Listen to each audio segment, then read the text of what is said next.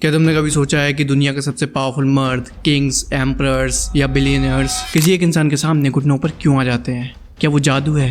क्या वो एक सस्ती मैनिपुलेशन है? इसे कहते हैं दी सायरन एनर्जी। चलो एक टेस्ट करते हैं। अपनी आंखें बंद करो और किसी एक लड़का या लड़की के बारे में सोचो जिसे तुम परफेक्ट मानते हो। अब मुझे ये बताओ, क्या तुम्हें उनकी बातें याद हैं या सिर्फ उनका एहसास? 90% लोग उनका चेहरा याद भी नहीं कर पाते, पर उनकी वाइब उन्हें सोने नहीं देती। इसे कहते हैं दी वर्ड ट्रैप। आज मैं तुम्हें रॉबर्ट ग्रीन की book the art of seduction का सबसे खतरनाक चैप्टर समझाऊंगा। अगर तुमने ये 7 स्टेप सीख लिए तो तुम किसी के भी दिमाग में बेचैनी पैदा कर सकते हो कि वो तुम्हारे बिना अधूरा महसूस करेगा। और याद रखना, 7वां स्टेप वो न्यूक्लियर वेपन है जिसे क्लियोपेट्रा ने यूज किया था सीजर को हराने के लिए। सायरन का पहला वेपन शक्ल नहीं, कॉन्ट्रास्ट है। इतिहास कहता है क्लियोपेट्रा कोई मिस वर्ल्ड नहीं थी, पर जब वो मिलती थी तो वो गॉडेस की तरह तैयार होती थी। तुमने देखा होगा कि पार्टी में सबसे सुंदर लड़की नहीं बल्कि वो लड़की अटेंशन खींचती है जिसने कुछ बोल्ड पहना हो या उसका चलने का ढंग अलग हो। तुम्हें परफेक्ट नहीं दिखना, तुम्हें डिफरेंट दिखना है। जब सब लोग ट्राई हार्ड मोड में हो तो तुम रिलैक्स रहो।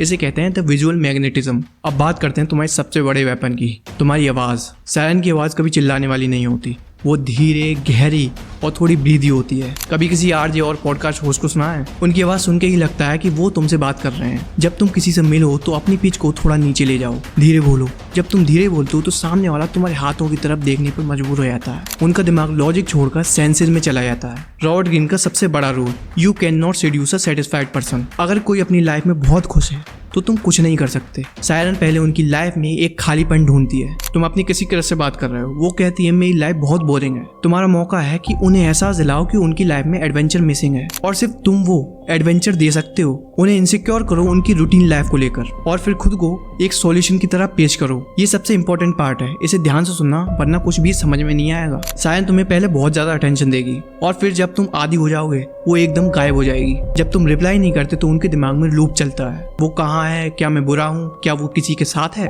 ये फियर ऑफ मिसिंग आउट ही उन्हें तुम्हारे पीछे भगाएगा। पहले दर्द दो फिर मरहम बनो। एक सायरन हमेशा कोई ना कोई सिंबल छोड़ देती है। पुराने जमाने में सायरन्स एक खास तरह का परफ्यूम यूज करते थे। तुम्हारा एक खास इमोजी या तुम्हारा खास तकिया कलम, जब तुम उनके पास नहीं होगे तो वो परफ्यूम या कोई वर्ड जो तुमने बोला हो उन्हें तुम्हारी याद दिलाएगा। इसे साइकोलॉजिकल एंकरिंग कहते हैं। सायरन कभी अपने सारे कार्ड एक साथ नहीं दिखाती। वो लोग जो इंस्टाग्राम पर अपनी पूरी जिंदगी क्या खाया, कहाँ गए डाल देते हैं, उनकी कोई वैल्यू नहीं रहती। अपनी लाइफ को थोड़ा प्राइवेट रखो, लोगों को गैस करने दो। जितने ज्यादा वो कम तुम्हारे बारे में जानेंगे उतने ही ज्यादा तुम्हारे बारे में कहानियां बनाएंगे। अब आता है दी फाइनल मूव, जिसने सीजर को घुटनों पर लाया था, दी टोटल सरेंडर। सायरन जब किसी से मिलती है तो वो ऐसे दिखाती है जैसे सामने वाला उसका भगवान है। वो अपनी पावर को कमजोरी के पीछे छुपा लेती है। जब तुम सामने वाले को फील कराते हो कि वो हीरो है तो उसका ईगो इतना बड़ा हो जाता है कि वो अंधा हो जाता है। और जब इंसान अंधा होता है तो तुम जहाँ चाहो वहाँ ले जा सकते हो। इसे कहते हैं स्ट्रेटेजिक वीकनेस। सायरन तो सिर्फ एक झलक थी, असली खेल तो तब शुरू होता है जब तुम दी सायरन एंड दी रेक को कंबाइन करते हो। अगर तुम भी नाइस गाय के ट्रैप में फंसे रहे तो दुनिया तुम्हें कुचल देगी। फैसला तुम्हारा है। अगर तुम्हें राजा बनना है तो ठीक, वरना मुझे क्या है।